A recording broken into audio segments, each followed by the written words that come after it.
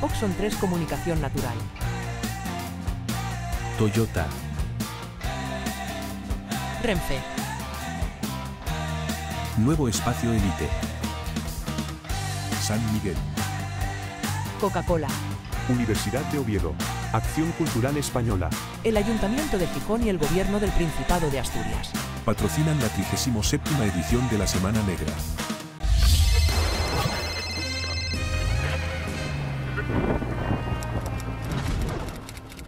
Pues nada, buenas tardes a todos en esta última actividad de la carpa del encuentro de hoy, antes del concierto de Pancho Varona, si no me equivoco. Sí.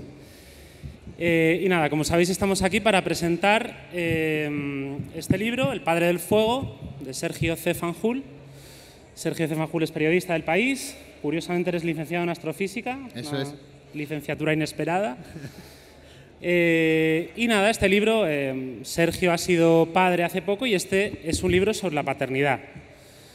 Es un libro del que yo diría que, por una parte, es un libro sobre las constantes antropológicas eternas de la paternidad, las preguntas que cualquier padre, los dilemas que cualquier padre enfrenta desde siempre, a lo largo de toda la historia de la humanidad, ¿no? Cuando tiene hijos, las preguntas que se hace, ya digo, los dilemas a los que se enfrenta, los retos a los que se enfrenta. Y también tiene una parte de cómo es ser padre en el año 2024, cómo es ser padre en el año 2021, en el siglo XXI, ¿no? Sí. Las preguntas que uno se hace como padre, las preguntas distintivas de esta época que uno se hace como padre. Vamos a hacerlo un poco dialogado, si le parece a Sergio. Sí. Y nada, por empezar por el principio, ¿no? El libro empieza por una circunstancia particular que a ti te sucedió como padre, que es que tu madre falleció poco después de que naciera tu hija, ¿no? Entonces, en esa parte de las constantes que yo decía antes de la paternidad, en esa parte de lo eterno de la paternidad, también hay una parte preciosa, y el libro empieza con eso, en la que reflexiona sobre lo que es, pues, dices tú, ¿no? En esos 10 meses que tu madre y tu hija coincidieron en el tiempo, lo que es, por así decir, dices tú, ese breve saludo entre una persona que se va y una persona que se llega, ¿no? Dos personas que se cruzan. Sí. En el cruce de caminos de la eternidad, por así decir, ¿no? Sí, la verdad es que el hecho de que mi madre falleciera, a los 10 meses de que naciera mi hija, tiene también un lado, digamos, sociológico, ¿no? Porque como cada vez tenemos hijos más tarde, yo tuve a Candela pues con 41 años, pues cada vez es más probable que los abuelos fallezcan pues al poco, ¿no? Al poco de nacer los hijos o por ahí, ¿no? Entonces me he encontrado que al publicar el libro muchas personas se ponían en contacto conmigo para decirme me ha pasado justo lo mismo, ¿no? También me pasó esto, ¿no? Y entonces yo creo que es una cosa que es una cosa muy personal, pero que también tiene que ver con ciertas dinámicas sociales, ¿no? Entonces, bueno, cuando esto sucedió, mi madre murió, ha hecho 2 años el día 4, además murió el día de su cumpleaños, que es muy curioso. Cuando mi madre le diagnosticaron el cáncer, el cáncer de páncreas que la mató, pues sentimos una gran sensación de injusticia, ¿no? Porque no entendíamos muy bien por qué tenía que suceder en ese momento. Y bueno, cuando te pasa eso se sienten muchas cosas, ¿no? Es muy difícil entender cómo compaginar esas emociones cruzadas que se producen, ¿no? Por un lado, la sensación de infinita tristeza que produce la muerte de una madre, y no solo tristeza, sino que es una circunstancia como muy existencial, ¿no? Porque de repente se muere la persona que te ha puesto en el mundo y que te ha colocado ahí, ¿no? Mi padre también había fallecido años antes. Y por otro lado, eso hay que compaginarlo con otra experiencia muy existencial, que es la paternidad, y con la alegría que ello supone, ¿no? Entonces uno no sabe muy bien cómo gestionar las dos cosas, la alegría por la llegada de una hija y la tristeza por la llegada de una madre, ¿no? Entonces es una cosa muy compleja. Es curioso porque cuando mi madre murió, mucha gente me decía, has de refugiarte en tu hija, porque ella te va a dar la luz y la fuerza para superar este trance, ¿no? Y a mí me pasaba un poco, los primeros días, me pasaba lo contrario, porque cuando yo estaba con Candela, que era un bebé de 10 meses, sentía otra vez esa pena y esa injusticia, y no paraba de pensar en que mi madre no iba a poder verla crecer. Y de hecho, como digo, los primeros días su presencia me resultaba un poco hasta intrusa, ¿no? Porque ella estaba muy contenta, bueno, siendo un bebé, es una niña muy feliz, siempre está contenta, siempre está alegre, y entonces se me hacía muy intruso que en medio de mi duelo, sobre todo en los primeros días, como digo, estuviera allí ella sin enterarse de nada, ¿no? Entonces, claro, es un encaje de bolillos muy raro y es un duelo muy complicado, porque luego además,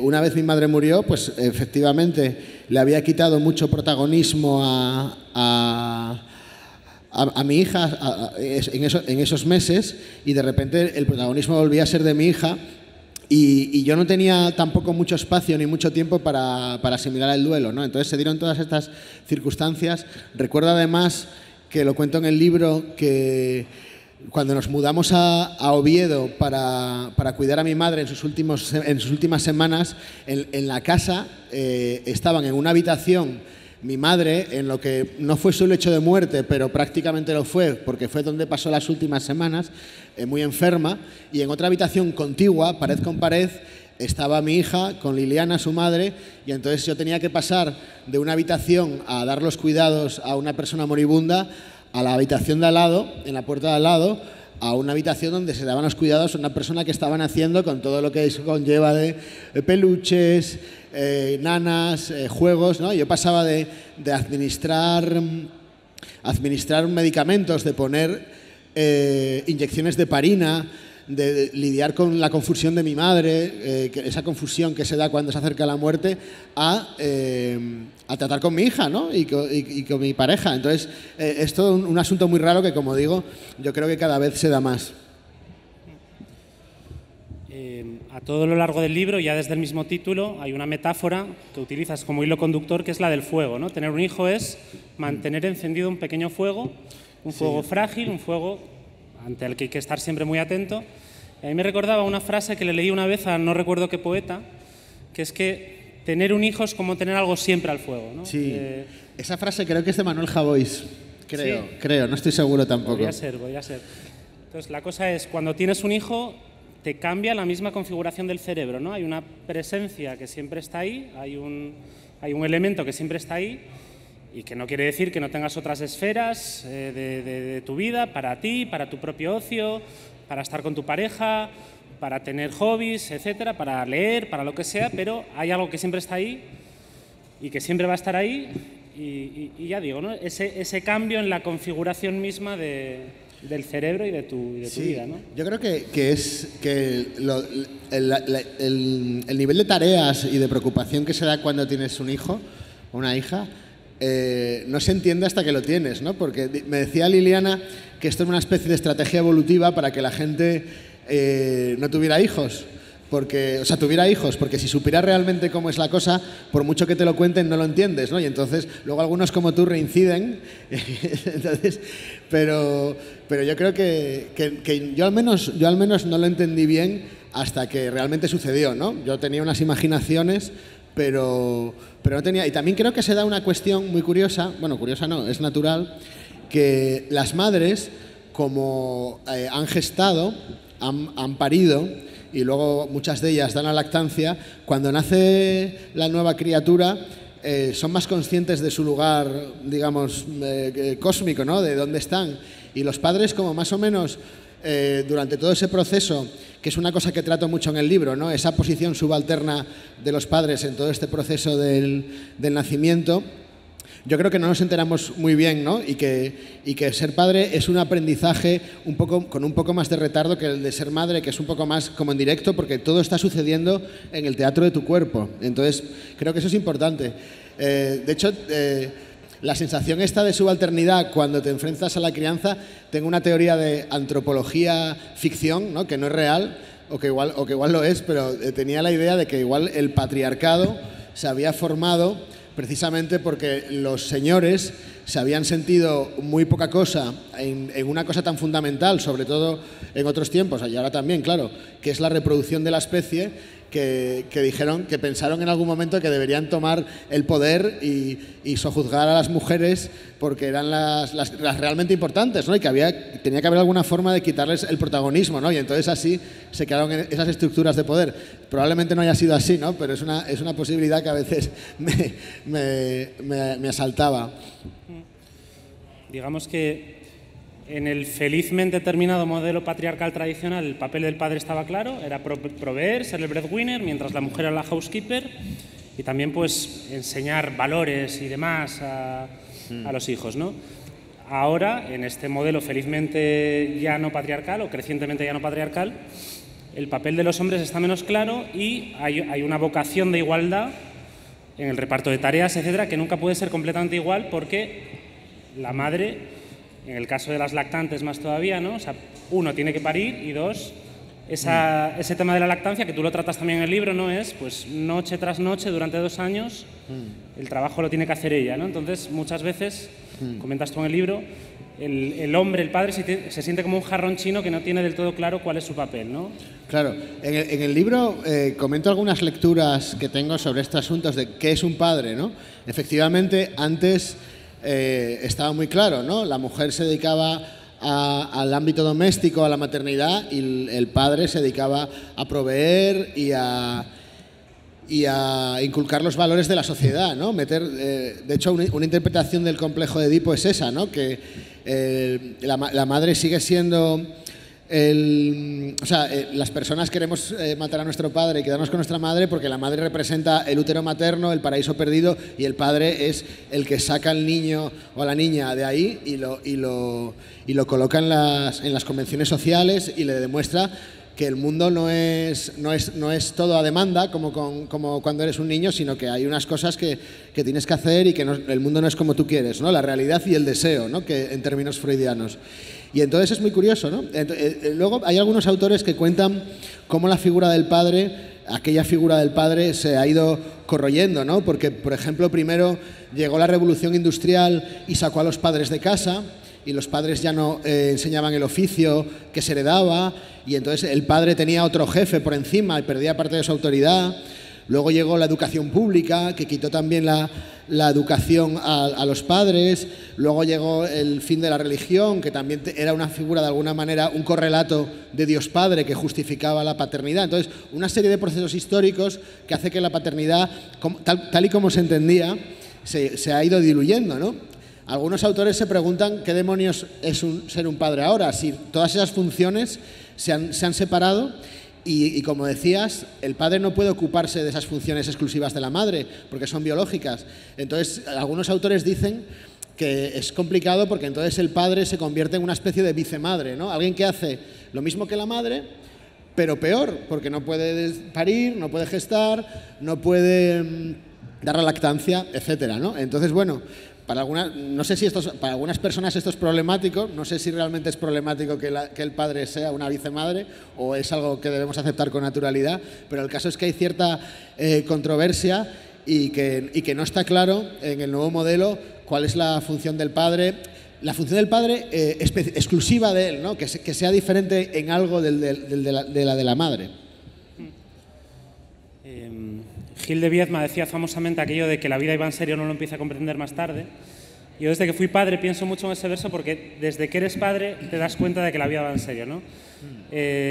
Cuando eres padre tienes que hacer un esfuerzo de ejemplaridad que no tienes por qué hacer del todo cuando no lo eres, ¿no? O sea, de repente tienes una responsabilidad ahí, tienes que ser mejor persona de lo que eres de natural porque tienes que ser un ejemplo para tu hijo y eso es difícil, ¿no? Y tú en el libro también conectas esto con una parte de tu propia vida de la que hablas con mucha transparencia, con mucha crudeza, que es la experiencia que fue para ti tener un mal padre, ¿no? Claro. Esa obsesión por no ser el mal padre que yo tuve. Sí, mi padre era un hombre alcohólico y bueno, me dio una infancia de mierda a mí, a mi madre también. No era un hombre violento, ese no era el problema, pero era un hombre que siempre se presentaba borracho, desatendía las tareas, siempre quería estar presente, pero siempre quería estar presente borracho, ¿no? Entonces, claro, no era un padre ausente, pero era un padre presente alcoholizado, ¿no? Entonces, esa experiencia para mí siempre fue una tragedia, pero ahora, como todo en la vida, ha tenido una parte buena, que es que ha sido un ejemplo para mí, para no como Pascual Duarte, ¿no? Un modelo a no seguir. Y entonces me ha sido muy útil, ¿no? Porque ahora, si pienso qué tipo de padre quiero ser, pues pienso el contrario que mi propio padre, ¿no? Que tenía esta problemática. Entonces, bueno, luego, cuando eres padre te dicen eso de que tienes que dar la mejor versión de ti mismo, ¿no? Como decías, ¿no? De ser ejemplar. Y eso es curioso, ¿no? Porque realmente vives un poco con esa cuestión, y yo creo que más que serlo, al final es una especie de performance, ¿no? Porque muchas veces tienes que aparentar ser ejemplar más que serlo, ¿no? Porque muchas veces haces cosas que no harías de otro modo, o intentas ocultar ciertas cosas que haces para que no se vean, ¿no? Pero bueno, creo que eso forma parte del juego, ¿no? Moderar tu vocabulario, en fin, ese tipo de cosas, ¿no? Pero bueno, creo que eso es bueno que se haga. Otra dimensión del ser padre, de la paternidad y por supuesto de la maternidad, es el cansancio, la fatiga, ¿no? Tener hijos es obviamente muy, muy fatigoso, y tú también hablas en el libro de lo que eso puede significar de cara al desgaste de la relación, ¿no? Dos personas cansadas se quieren peor que dos personas descansadas, y a veces pues en ese día a día de agotamiento surgen discusiones, surgen tensiones de pequeñas cosas que van sumando. Y todos conocemos, lo comentas en el libro también, el caso de personas cercanas que se divorciaron al poco de ser padres, ¿no? Y de los que te puedes preguntar, joder, ¿por qué tuvieron hijos si la relación estaba mal? Yeah. La relación empieza a estar mal a raíz de tener hijos por todo esto, ¿no? Porque de repente todo es más intenso, más agotador, y hay que hacer un esfuerzo de cuidar también a la pareja y no solo a la criatura. Precisamente, ¿no? Yo creo que una de las funciones que muchos hombres no entienden al ser padre es que ser padre no es solo cuidar a la criatura, sino cuidar a la madre, ¿eh? Entonces, muchos padres no han... yo también tuve que comprenderlo, porque en un principio tampoco lo entendía del todo. Es un aprendizaje, pero claro, una parte muy importante de la crianza no es solo cuidar a la criatura, sino cuidar a la madre. Y efectivamente, lo de la pareja es muy complicado, ¿no? Yo no entiendo a la gente que dice que va a tener hijos para salvar su relación, ¿no? Porque es una bomba atómica en la relación. Nosotros, Liliana y yo, para lidiar con estas cosas, vamos mucho a terapia cada uno por su lado y a terapia juntos, y entonces nos hacen los típicos juegos de unos muñecos de Playmobil, ¿no? Donde hay los dos padres y el bebé, ¿no? Y te cuentan cómo realmente cuando, aparte de las tensiones que surgen de la vida cotidiana, del trabajo y de la tensión y del estrés, luego hay unos procesos dentro de la pareja en los que todo se cambia y se reasienta, ¿no? Entonces, en estos juegos del psicólogo, pues de repente ponen que la madre da la espalda al padre y se queda con la niña, porque, bueno, pues no porque le da la espalda, sino porque de repente su centro de atención es otro. Y entonces el padre se queda un poco como descolgado de ese núcleo formado ahora por el bebé y la madre. Y eso también genera, pues a veces desconcierto en algunos padres, tensiones con la madre, en fin. Hay un montón de cosas con las que hay que lidiar que son complicadas. Y yo lo que le digo a parejas que conozco que tienen, todos tienen problemas, ¿no? Pero las que tienen más dificultades para lidiar con esos problemas, porque los problemas los va a haber, el problema es cómo lidiar con ellos, siempre les digo que piensen que al final no es tanto un problema de la pareja, sino un problema de las circunstancias, ¿no? De que el reto es muy grande y que dos personas no dejan de ser compatibles o algo así de un día para otro cuando nace un hijo, sino que lo que pasa es que se enfrentan a una situación muy, muy complicada. Y además es muy curioso porque cuando elegimos una pareja, normalmente la elegimos en un contexto muy diferente, ¿no? En un contexto de amor romántico, en un contexto de ir a tomar algo, de viajar, de cenas románticas, de sexo salvaje, de estas cosas que se le presuponen a una pareja. Pero nadie piensa hoy en día, antes sí, hoy en día nadie piensa a priori en buscar una persona que sea ideal para cambiar pañales, para tomar decisiones, para hacer tareas del hogar, ¿no? Que es en lo que se convierte al final una pareja con hijos pequeños, ¿no? Entonces, estamos eligiendo a las parejas en un contexto diferente en el que sucede la maternidad y la paternidad. Pero bueno, es que lo contrario sería como un rollo medieval, ¿no? De buscar a la persona, no sé, que sirva para eso. Entonces, una entrevista de trabajo tal, ¿no? Claro. Comentaba antes, ¿no? El libro va de las constantes históricas eternas de la paternidad y también de las constantes nuevas de nuestra propia época de la paternidad, ¿no? Y de la maternidad. Empezando por la de poner nombre, ¿no? Una tarea a la que hace 100 años probablemente no le dedicaran demasiado esfuerzo, el nombre del santo del día y punto, y hoy hay un brainstorming tremendo ahí detrás a la hora de decidir el nombre perfecto para tu hijo, ¿no? Tú cuentas en el libro que con tu pareja la preocupación era una preocupación en la que yo me reconocí mucho, porque a mí también me pasó, que era la de poner un nombre que sea a la vez impecablemente tradicional, o sea, no un Noah, no un Zoe, no un Chloe, no un Kilian, no un tal, ¿no? Que son estos nombres que hay de moda ahora, lo ves en cualquier guardería, ¿no? La vocación de poner a tu hijo un nombre muy especial, muy nuevo, ¿no? Que no se remita al santoral tradicional. Vosotros queríais un nombre del santoral tradicional, por así decir, pero que a la vez fuera fresco, fuera novedoso, ¿no? Y ahí fue donde encontrasteis Candela. Candela. Candela está bien. Ahora hay bastante. No, en el libro cuento la anécdota muy graciosa que me contó un amigo padre, que es que en su escuelita infantil había un niño que se llamaba Jean-Pierre. Y le dijeron, Jean-Pierre, ¿de dónde son tus padres? Y él dijo, de aquí de Alcorcón, ¿no? Entonces los padres le habían puesto Jean-Pierre no porque fueran franceses, que es lo primero que podrías imaginarte, sino, o francófilos o algo, porque les gustara, yo qué sé, Godard o algo así, sino porque les molaba y me parecía guay, ¿no? Joder, si te gusta que tu hijo se llame Francesco o Jean-Pierre y no eres italiano o francés, pues hoy en día se lo pones igual y tiras millas, ¿no?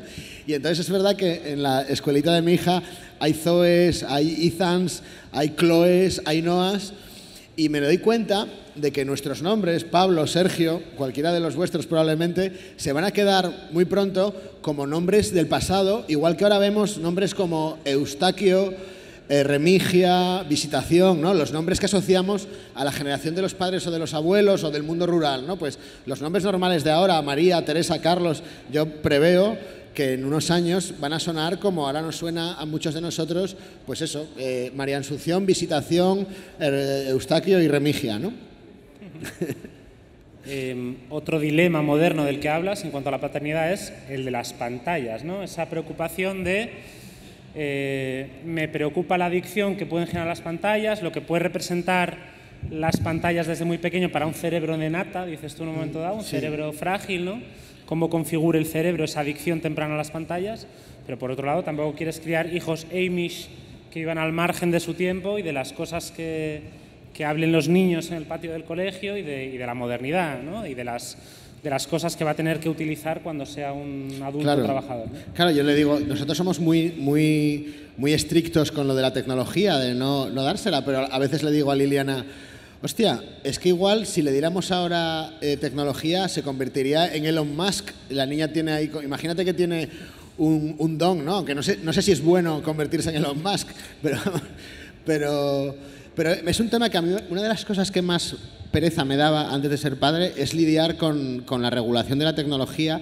Me alegro de que en estos tiempos esté eso sobre la mesa y que haya empezado a haber asociaciones de padres que están empezando a decir que hay que tener cuidado con esto, y no solo padres, sino expertos, y que este debate se esté teniendo ahora y no cuando mi hija llegue a los 10, 12 años, que es cuando está el debate de si tenemos que darle los móviles a los niños, ¿no? Pero aparte de este debate de si tenemos que dar a los niños los móviles cuando tienen 12 o 16 años, está la cuestión de que hay gente que le da los móviles a los niños cuando tienen meses.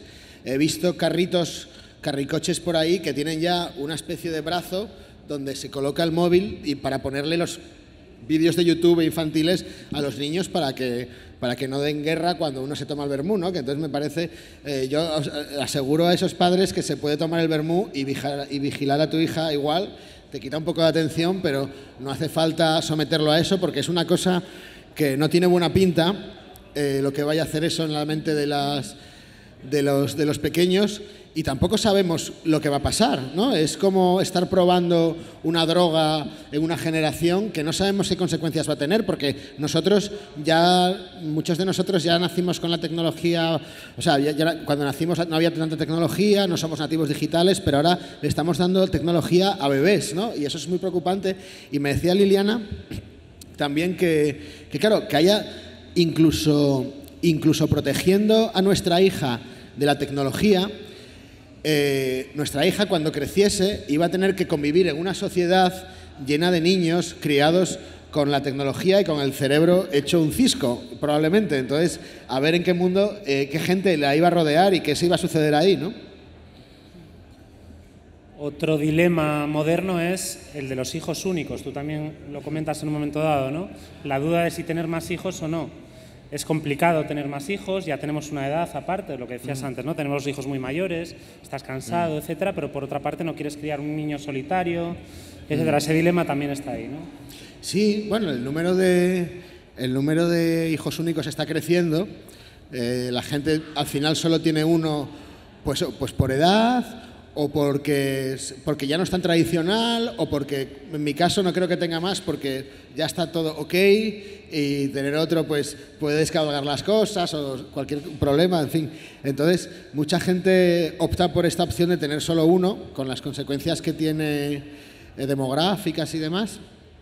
Pero bueno, en mi caso, como yo he sido hijo único, no tengo problema con eso, porque los hijos únicos, al menos en mi experiencia y en la gente que conozco, nunca tienen esa sensación de... Yo al contrario, yo me sentía afortunado de ser un hijo único porque tenía toda la atención de mis padres y a veces pensaba que sería horroroso compartirlos con otro hermano, sobre todo teniendo en cuenta que mi padre era como era y que mi madre también era una mujer muy ocupada porque tenía un trabajo muy absorbente y tal, ¿no? Entonces yo tenía un déficit de atención que todavía se iba a agravar si yo tuviera un hermano. En cambio, por ejemplo, Liliana, que es la menor de 4 hermanos, ha sido siempre más proclive a tener más hijos porque ella sí que entiende lo que es la fraternidad.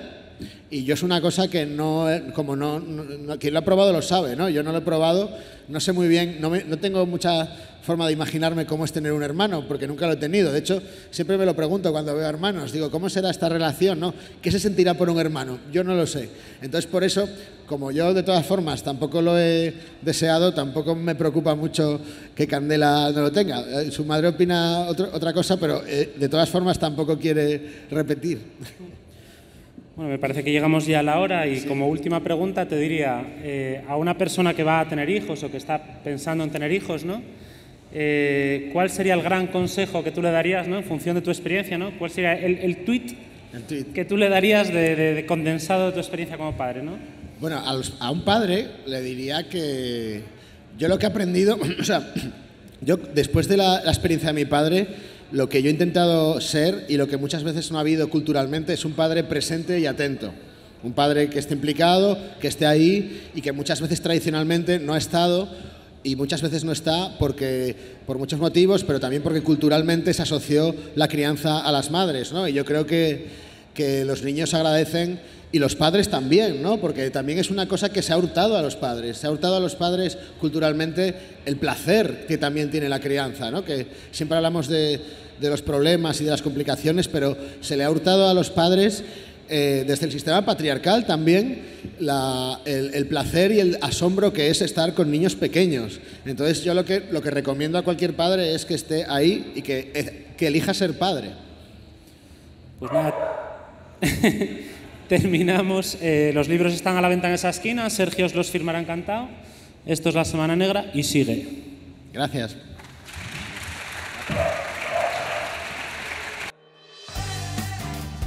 Oxon 3 Comunicación Natural. Toyota. Renfe. Nuevo Espacio Elite. San Miguel. Coca-Cola. Universidad de Oviedo. Acción Cultural Española. El Ayuntamiento de Gijón y el Gobierno del Principado de Asturias. Patrocinan la 37ª edición de la Semana Negra.